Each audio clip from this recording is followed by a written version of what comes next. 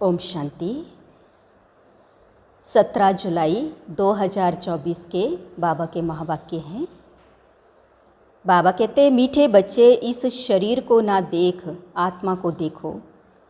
अपने को आत्मा समझ, आत्मा से बात करो। इस अवस्था को जमाना है, यही ऊंची मंजिल है। प्रश्न है, तुम बच्चे बाप के साथ ऊपर यानी कि घर में कब जाएंगे? उत्तर है, जब अपवित्रता की मात्रा रिंचक भी नहीं रहेगी। जैसे बाप प्योर है, ऐसे तुम बच्चे भी प्योर बनेंगे, तब ऊपर जा सकेंगे। अभी तुम बच्चे बाप के सम्मुख हो, ज्ञान सागर से ज्ञान सुन सुनकर जब फुल हो जाएंगे, बाप को नॉलेज से खाली कर देंगे, फिर वह भी शांत हो जाएंगे और तुम बच्चे भी शांति धाम में चले जाएंगे। वहाँ ज्ञान टपकना बंद हो जाता है, सब कुछ दे दिया, फिर उनका पार्ट है साइलेंस का। ओम शांति। शिव भगवान वाच। जब शिव भगवान वाच कहा जाता है तो समझ जाना चाहिए, एक शिव ही भगवान व परम पिता है। उनको ही तुम बच्चे व आत्मा याद करती हो। परिचय तो मिला है रचता बाप से, यह तो जरूर है, नंबरवार पुरुषार्थ अनुसार ही याद करते होंगे। सब एक रस याद नहीं करेंगे, यह बहुत सूक्ष्म बात है। अपने को आत्मा समझ, दूसरे को भी आत्मा समझो। यह अवस्था जमाने में टाइम लगता है। वह मनुष्य लोग तो कुछ भी नहीं जानते, ना जानने के कारण सर्वव्यापी कह देते। जिस प्रकार तुम बच्चे अपने को आत्मा समझते हो, बाप को याद करते हो, ऐसे और कोई याद नहीं कर सकते होंगे। कोई भी आत्मा का योग बाप के साथ है नहीं। यह बातें हैं बहुत गुह्यो महीन। अपने को आत्मा समझ बाप को याद करना है। कहते भी हैं हम भाई भाई हैं, तो आत्मा को ही देखना चाहिए, शरीर को नहीं देखना चाहिए। यह बहुत बड़ी मंजिल है। बहुत हैं जो बाप को कभी याद भी नहीं करते होंगे। आत्मा पर मैल चढ़ी हुई है, मुख्य आत्मा की ही बात है। आत्मा ही अब तमो प्रधान बनी है, जो सतो प्रधान थी। यह आत्मा में ज्ञान है, ज्ञान का सागर परमात्मा ही है। तुम अपने को ज्ञान सागर नहीं कहेंगे। तुम जानते हो हमको बाबा से पूरा ही ज्ञान लेना है। वह अपने पास रखकर क्या करेंगे? अविनाशी ज्ञान रत्नों का धन तो बच्चों को देना ही है। बच्चे नंबरवार पुरुषार्थ अनुसार उठाने वाले हैं। जो जास्ती उठाते हैं वही अच्छी सर्विस कर सकते हैं। बाबा को ज्ञान सागर कहा जाता है। वह भी आत्मा, तुम भी आत्माएं। तुम आत्माएं सारा ज्ञान ले लेती हो। जैसे वह एवर प्योर है, तुम भी एवर प्योर बनेंगे। फिर जब अपवित्रता की रिंचक भी नहीं रहेगी, तब ऊपर चले जाएंगे। बाप याद के यात्रा की युक्ति सिखलाते हैं। यह तो जानते हैं सारा दिन याद नहीं रहती है। यहाँ तुम बच्चों को बाप सम्मुख बैठ समझाते हैं और बच्चे तो सम्मुख नहीं सुनते, मुरली पढ़ते हैं। यहाँ तुम सम्मुख हो, अपने को आत्मा समझ, बाप को याद करो और ज्ञान भी धारण करो। हमको बाप जैसा संपूर्ण ज्ञान सागर बनना है। फुल नॉलेज समझ जाएंगे तो जैसे कि बाप को नॉलेज से खाली कर देंगे, फिर वह शांत हो जाएंगे। ऐसे नहीं, उनके अंदर ज्ञान टपकता होगा। सब कुछ दे दिया, फिर उनका पार्ट रहा साइलेंस का। जैसे तुम साइलेंस में रहेंगे तो ज्ञान थोड़े ही टपकेगा। यह भी बाप ने समझाया है, आत्मा संस्कार ले जाती है। कोई सन्यासी की आत्मा होगी तो छोटेपन में ही उनको शास्त्र कंठ हो जाएंगे, फिर उनका नाम बहुत हो जाता है। अब तुम तो आए हो नई दुनिया में जाने लिए, वहाँ तो ज्ञान के संस्कार नहीं ले आ सकते। यह संस्कार मर्ज हो जाते हैं। बाकी आत्मा को अपनी सीट लेनी है नंबरवार पुरुषार्थ अनुसार। फिर तुम्हारे शरीरों पर नाम पड़ते हैं। शिव बाबा तो है ही निराकार, कहते हैं मैं इन ऑर्गन्स का लोन लेता हूँ, वह तो सिर्फ सुनाने ही आते हैं, वह कोई का ज्ञान सुनेंगे नहीं क्योंकि स्वयं ज्ञान का सागर है ना। सिर्फ मुख द्वारा ही यह मुख्य काम करते हैं, आते ही हैं सबको रास्ता बताने। बाकी सुनकर क्या करेंगे, वह सदैव सुनाते ही रहते हैं कि ऐसे ऐसे करो। सारे झाड़ का राज सुनाते हैं, तुम बच्चों की बुद्धि में है कि नई दुनिया तो बहुत छोटी होगी। यह पुरानी दुनिया तो कितनी बड़ी है, सारी दुनिया में कितनी लाइट जलती है, लाइट द्वारा क्या क्या होता है। वहाँ तो दुनिया भी छोटी, लाइट भी थोड़ी होगी, जैसे एक छोटा सा गांव होगा। अभी तो कितने बड़े बड़े गांव हैं, वहाँ इतने नहीं होंगे, थोड़े मुख्य मुख्य अच्छे रास्ते होंगे। 5 तत्व भी वहाँ सतो प्रधान बन जाते हैं, कभी चंचलता नहीं करते, सुख धाम कहा जाता है। उसका नाम ही है हेवन। आगे चलकर तुम जितना नज़दीक आते रहेंगे उतना वृद्धि को पाते रहेंगे। बाप भी साक्षात्कार कराते रहेंगे। फिर उस समय लड़ाई में भी लश्कर की अथवा एरोप्लेन आदि की दरकार नहीं रहेगी। वह तो कहते हम यहाँ बैठे सबको ख़त्म कर सकते हैं, फिर यह एरोप्लेन आदि थोड़े ही काम में आएंगे। फिर यह चंद्रमा आदि में प्लॉट आदि देखने में नहीं जाएंगे। यह सब फालतू साइंस का घमंड है। कितना शो कर रहे हैं, ज्ञान में कितनी साइलेंस है, इसको ईश्वरीय दात यानी कि देन कहते हैं। साइंस में तो हंगामा ही हंगामा है, वह शांति को जानते ही नहीं। तुम समझते हो विश्व में शांति तो नई दुनिया में थी, वह है सुखधाम। अभी तो दुख अशांति है, यह भी समझाना है। तुम शांति चाहते हो, कभी अशांति हो ही नहीं। वह तो है शांति धाम और सुख धाम में। स्वर्ग तो सब चाहते हैं, भारतवासी ही बैकुंठ स्वर्ग को याद करते हैं और धर्म वाले बैकुंठ को याद नहीं करते। वह सिर्फ शांति को याद करेंगे, सुख को तो याद कर ना सकें, लौ नहीं कहता। सुख को तो तुम ही याद करते हो, इसलिए पुकारते हो हमें दुख से लिबरेट करो। आत्माएं असल शांति धाम में रहने वाली हैं, यह भी कोई जानते थोड़े ही हैं। बाप समझाते हैं तुम बेसमझ थे।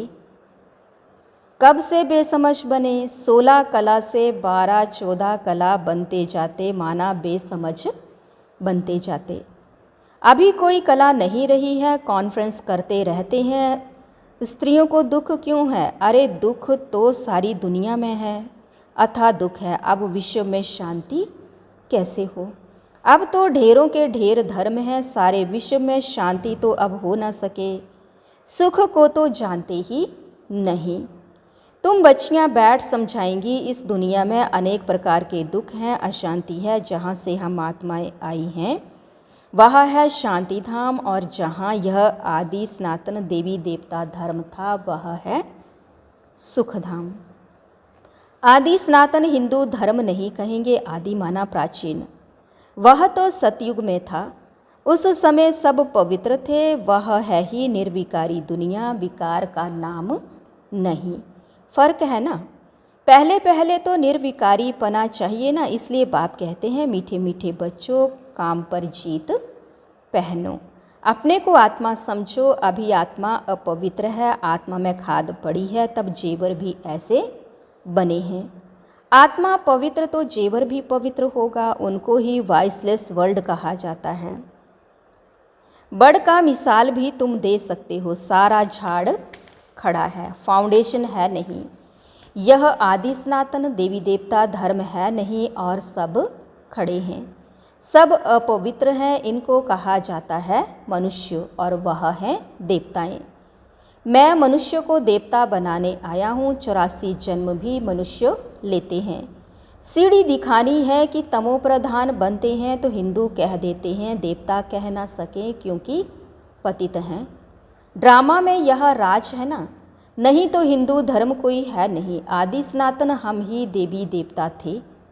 भारत ही पवित्र था, अब अपवित्र है तो अपने को हिंदू कहलाते हैं। हिंदू धर्म तो कोई ने स्थापन किया नहीं है, यह बच्चों को अच्छी रीति धारण कर समझाना है। आजकल तो इतना टाइम भी नहीं देते हैं, कम से कम आधा घंटा दें तब पॉइंट सुनाई जाए।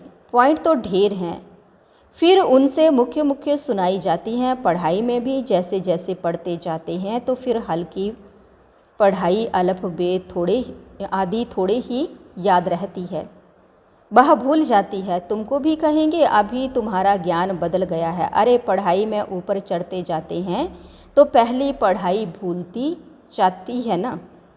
बाप भी हमको नित्य नई नई बातें सुनाते हैं। पहले हल्की पढ़ाई थी, अब बाप गुह्य गुह्य बातें सुनाते रहते हैं। ज्ञान का अक्षर है ना, सुनाते सुनाते फिर पिछाड़ी में 2 अक्षर कह देते। अलफ को समझा तो भी काफ़ी है। अलफ को जानने से बे को जान ही लेंगे। इतना सिर्फ समझाओ तो भी ठीक है। जो जास्ती ज्ञान नहीं धारण कर सकते वह ऊंच पदवी पा नहीं सकते, पास विद ऑनर हो ना सके, कर्मातीत अवस्था को पा ना सके। इसमें बड़ी मेहनत चाहिए, याद की भी मेहनत है, ज्ञान धारण करने की भी मेहनत है। दोनों में सब होशियार हो जाएं सो भी तो हो ना सके। राजधानी स्थापन हो रही है, सब नर से नारायण कैसे बनेंगे। इस गीता पाठशाला की एम ऑब्जेक्ट तो यह है, वही गीता ज्ञान है, वह भी कौन देते हैं यह तो सिवाय तुम्हारे कोई जानते ही नहीं। अभी है कब्रिस्तान, फिर परिस्तान होने का है। अभी तुम्हें ज्ञान चिता पर बैठ पुजारी से पूछे जरूर बनना है। साइंस वाले भी कितने होशियार होते जाते हैं, इन्वेंशन निकालते रहते हैं। भारतवासी हर बात का अक्ल वहाँ से सीख कर आते हैं। वह भी पिछाड़ी में आएंगे तो इतना ज्ञान उठाएंगे नहीं, फिर वहाँ भी आकर यही इंजीनियरिंग आदि का काम करेंगे। राजा रानी तो बन ना सके, राजा रानी के आगे सर्विस में रहेंगे। ऐसी ऐसी इन्वेंशन निकालते रहेंगे। राजा रानी बनते ही हैं सुख के लिए, वहाँ तो सब सुख मिल जाने हैं। तो बच्चों को पुरुषार्थ पूरा करना चाहिए, फुल पास होकर कर्मातीत अवस्था को पाना है। जल्दी जाने का ख्याल नहीं आना चाहिए। अभी तुम हो ईश्वरीय संतान, बाप पढ़ा रहे हैं। यह मिशन है मनुष्यों को चेंज करने की, जैसे बौद्धियों की क्रिश्चियन की मिशन होती है ना। क्रिश्चियन और क्रिश्चियन की भी रास मिलती है, उन्हों के लेन देन का भी बहुत कनेक्शन है। जो इतनी मदद करते हैं उनकी भाषा आदि छोड़ देना यह भी एक इंसल्ट है। वह तो आते ही पीछे हैं, ना बहुत सुख ना बहुत दुख उठाते। सारी इन्वेंशन वे लोग निकालते हैं, यहाँ भल कोशिश करते हैं परंतु एक्यूरेट कभी बना नहीं सकेंगे। विलायत की चीज़ अच्छी होती है, ऑनेस्टी से बनाते हैं, यहाँ तो डिसऑनेस्टी से बनाते हैं। अथाह दुख है।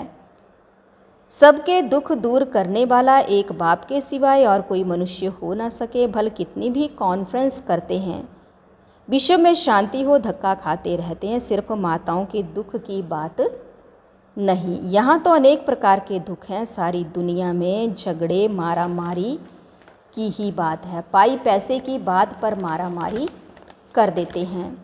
वहाँ तो दुख की बात नहीं होती, यह भी हिसाब निकालना चाहिए। लड़ाई कभी भी शुरू हो सकती है। भारत में रावण जब से आता है तो पहले पहले घर में लड़ाई शुरू होती है, जुदा जुदा हो जाते हैं, आपस में लड़ मरते हैं, फिर बाहर वाले आते हैं। पहले ब्रिटिश थोड़े ही थे, फिर वह आकर बीच में रिश्वत आदि देकर अपना राज्य लेते हैं। कितना रात दिन का फ़र्क है। नया कोई भी समझ ना सके, नई नॉलेज है ना जो फिर प्रायालोप हो जाती है। बाप नॉलेज देते हैं वो फिर गुम हो जाती है। यह एक ही पढ़ाई एक ही बार एक ही बाप से मिलती है। आगे चल तुम सबको साक्षात्कार होते रहेंगे कि तुम यह बनेंगे, परंतु उस समय कर ही क्या सकेंगे, उन्नति को पा नहीं सकेंगे। रिजल्ट निकल चुकी, फिर ट्रांसफ़र होने की बात हो जाएगी, फिर रोएंगे पीटेंगे, हम बदली हो जाएंगे नई दुनिया के लिए। तुम मेहनत करते हो, जल्दी चारों तरफ आवाज़ निकल जाए, फिर आपे ही सेंटर्स पर भागते रहेंगे। परंतु जितना देरी होती जाएगी टू लेट होते रहेंगे। फिर कुछ जमा नहीं होगा, पैसे की दरकार नहीं रहेगी। तुमको समझाने लिए यह बैज ही काफ़ी है। यह ब्रह्मा सो विष्णु, विष्णु सो ब्रह्मा, यह बैज ऐसा है जो सब शास्त्रों का तंत्र यानी कि सार इसमें है। बाबा बैज की बहुत महिमा करते हैं। वह समय आएगा जो यह तुम्हारे बैज सब नयनों पर रखते रहेंगे। मन मना भव इसमें है, मुझे याद करो तो यह बनेंगे। फिर यही 84 जन्म लेते हैं। पुनर्जन्म ना लेने वाला एक ही बाप है। अच्छा, मीठे मीठे सिकिलधे बच्चों प्रति माता पिता बाप दादा का याद प्यार और गुड मॉर्निंग। रूहानी बाप की रूहानी बच्चों को नमस्ते। रूहानी बच्चों की रूहानी बाप दादा को दिलवा जान सिकवा प्रेम से नमस्ते। ओम शांति। धारणा के लिए मुख्य सार है। फर्स्ट पॉइंट है, याद की मेहनत और ज्ञान की धारणा से कर्मातीत अवस्था को पाने का पुरुषार्थ करना है। ज्ञान सागर की संपूर्ण नॉलेज स्वयं में धारण करनी है। दूसरा, आत्मा में जो खाद पड़ी है उसे निकाल संपूर्ण वाइसलेस बनना है। रिंचक मात्र भी अपवित्रता का अंश ना रहे। हम आत्मा भाई भाई हैं, यह अभ्यास करना है। आज का वरदान है, समय और संकल्प रूपी खजाने पर अटेंशन दे। जमा का खाता बढ़ाने वाले पद्मा पदमपति भव। वैसे खजाने तो बहुत हैं, लेकिन समय और संकल्प विशेष इन दो खजानों पर अटेंशन दो। हर समय संकल्प श्रेष्ठ और शुभ हो तो जमा का खाता बढ़ता जाएगा। इस समय एक जमा करेंगे तो पदम मिलेगा। हिसाब है, एक का पदम गुणा करके देने की यह बैंक है। इसलिए क्या भी हो, त्याग करना पड़े, तपस्या करनी पड़े, निर्माण बनना पड़े, कुछ भी हो जाए, इन दो बातों पर अटेंशन दो। अटेंशन हो तो पद्मा पदमपति बन जाएंगे। स्लोगन है, मनोबल से सेवा करो तो उसकी प्रारब्ध कई गुना ज़्यादा मिलेगी। मनोबल से सेवा करो तो उसकी प्रारब्ध कई गुना ज़्यादा मिलेगी।